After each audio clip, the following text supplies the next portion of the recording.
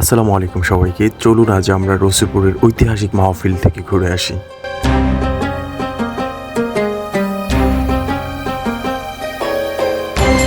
মাহফিলে যাওয়ার সময় রাস্তার প্রায় 1-2 কিলো আগে থেকেই আপনারা বাসের এরকম লাইন দেখতে পাবেন। বাংলাদেশের বিভিন্ন জায়গা থেকে এভাবে মানুষ আসেন।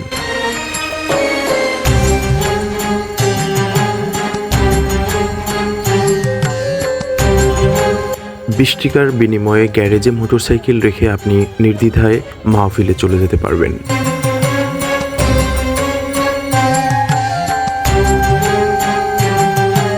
মাহফিলে আমি আমার গেস্টদের সাথে সাক্ষাৎ করি। আসসালামু আলাইকুম।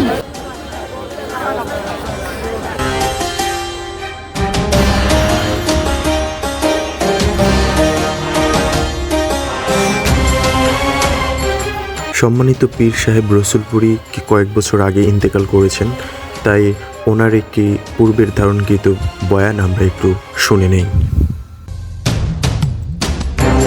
যখন তুফান ওঠে তখন যাত্রীরা চিৎকার করে আর বলে, আল্লাহ বাঁচাও বাঁচাও, আল্লাহ বাঁচাও।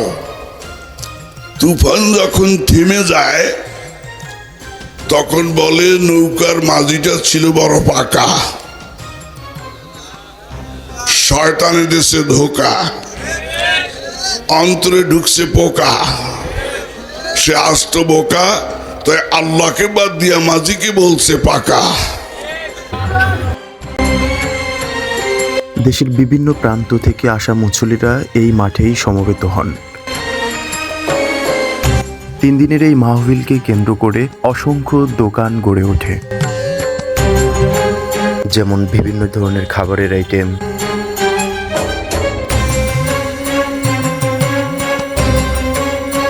ঔষধি গুণসম্পন্ন গাছগাছালি, ফলমূল, বিভিন্ন রকমের পান, আসবাবপত্র থেকে শুরু করে কাপড় চোপড়, বাচ্চাদের শাড়ি ইত্যাদি পাওয়া যায়।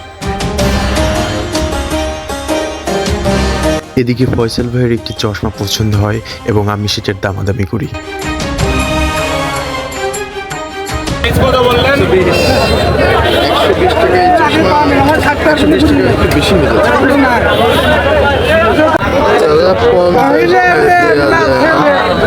तरीका है भीख मांग।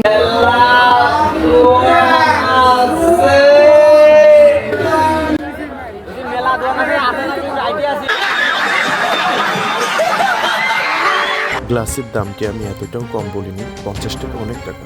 তো যাই হোক, অনেক ঘোরাঘুরির পর আমাদের ক্ষুধা লাগে এবং আমরা বিভিন্ন ধরনের খাবার খাই। Thank you.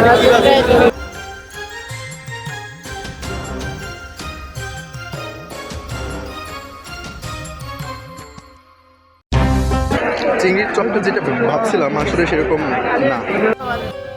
চিংড়ির চপ আমাদের ভালো না লাগলেও রাজবাড়ি হালিমটা আমাদের খুব পছন্দ হয়েছে।